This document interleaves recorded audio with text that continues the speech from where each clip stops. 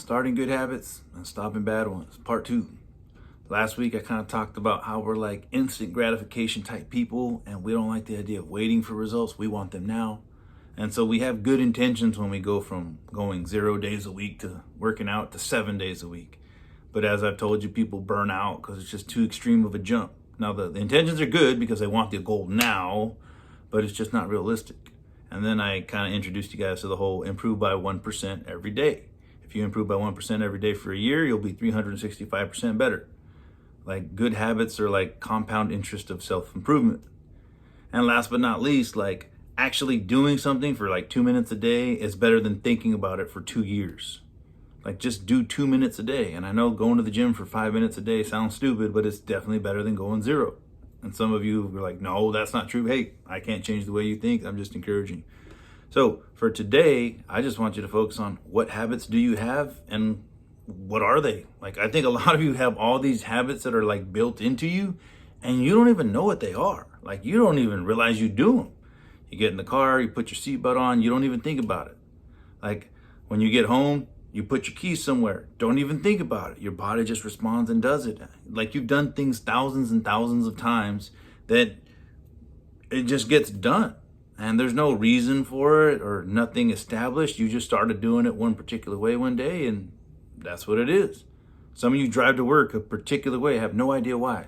And so I want you to actually start thinking about those habits because some of those habits are good, some of them are neutral, and some of them are bad.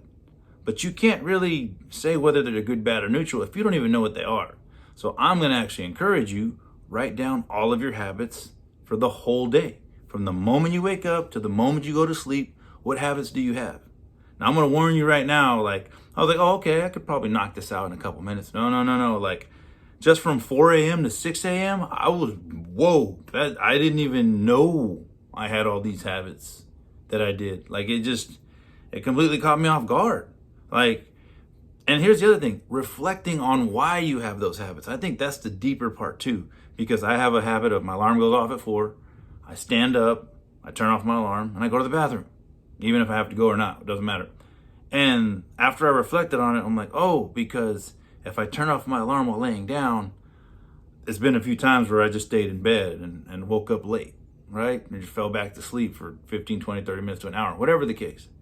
Or if I tried snoozing, like that got me in trouble more. So that's why I made the rule where I got to like stand up to turn off my alarm to prevent me from making that mistake. I was like, oh, and then while I'm standing, might as well go to the bathroom to prevent myself from being tempted to lay back down and go back to sleep.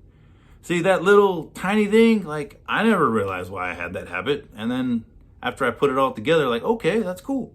Now there's some good habits. You know, some of you, like I said, put your seatbelt on when you get in the car. Some people, say a little prayer when they first wake up. And then there's some bad habits too. Like some people like, on their lunch break, they go have a cigarette, maybe go get burger and fries and a shake every single time. Like, some people like cursing is something I still got to work on. I know I shouldn't, but I do.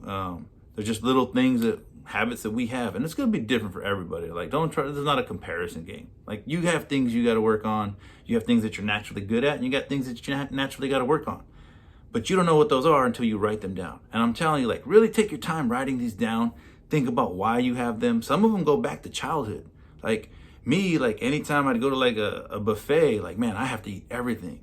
And that's because when I was a kid, we were poor and there'd be times where we didn't have a lot of food. So I kind of built this like habit, like, dude, when there's like unlimited amount of food, you eat everything you can. And it took me years of like reflecting and thinking like, dude, I'm not poor anymore. That's not me. I'm not that poor little kid. I don't have to do that every time. And so just writing down these habits, positive, negative, neutral. And some of, if you're not sure, like, is this a good habit? Is this a bad habit? Ask yourself this one question. Envision the perfect version of you or a better version of you 10 years from now. Is this habit helping you become that person? Is this habit taking you away from becoming that person? If it's helping you become the person you want to be, it's a positive. If it's taken away from the person you want to be, it's a negative. And then there's just going to be a lot of like neutral things like, yeah, you have to turn off your alarm. That's not good or bad. You have to breathe. That's not good or bad. You're going to have a bunch of neutral things in there. But maybe you can flip it in a way to make it positive if you really want to. So we got to add on to our good habits. We got to try to reduce our negative habits. And man, I could speak on that for another 10 minutes if need be. But first, it all starts with you writing down all your habits and reflecting on them. You can accomplish anything you want as long as you're willing to sacrifice and put in the work. I believe in you. Go get it.